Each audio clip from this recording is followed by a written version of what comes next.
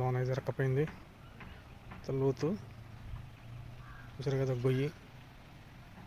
అబ్బో, పెద్ద గొయ్యేనండి. ఇప్పుడు ఈదుకుంటూ వెళ్తా ఉన్నాడు ఆయన. ఒకసారి వేసాడు పెద్ద ఆయన, చూద్దాం.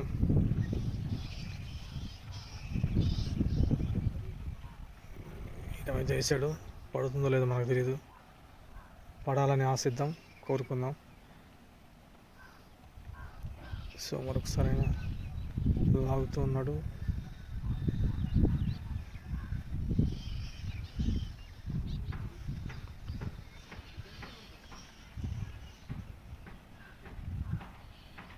లోన అయితే ఇరక్కపోయింది. లోతు చూసారు కదా, గొయ్యి. అబ్బో, పెద్ద గొయ్యేనండి. ఇప్పుడు ఈదుకుంటూ వెళ్తా ఉన్నాడు ఆయన. ఇప్పుడు మళ్ళీ అక్కడ మునుగుతారు చూడండి. వావ్, లోన వల ఇరక్కపోయింది, అందుకే లోనకి మునిగాడు. ఇప్పుడు పెద్ద గొయ్యి అది. ఏదో మనం అనుకుంటున్నాం కానీ ఒడ్డని కాదు, అది సరైన గొయ్యి. మునిగాడు, ఈత కొట్టుకుంటూ వస్తూ ఉన్నాడు పక్కకి. మళ్ళా మునిగాడు, చూద్దాం.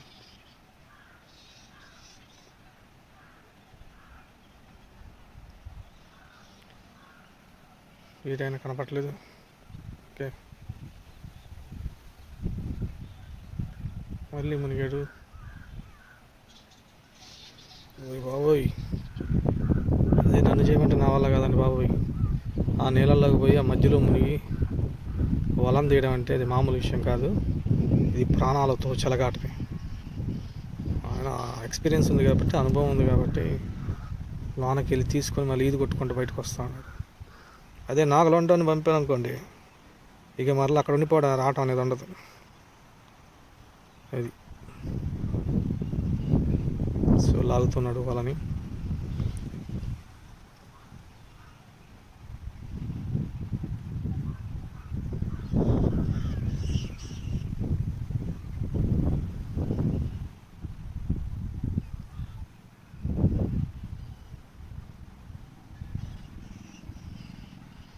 మళ్ళీ అక్కడే దొరకపోయినట్టుంది, మళ్ళీ మునిగాడు.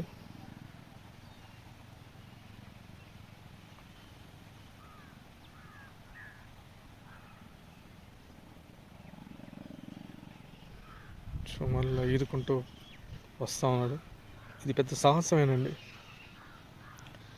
నిజంగా చాలా కష్టంతో కూడుకున్న పని ఇది.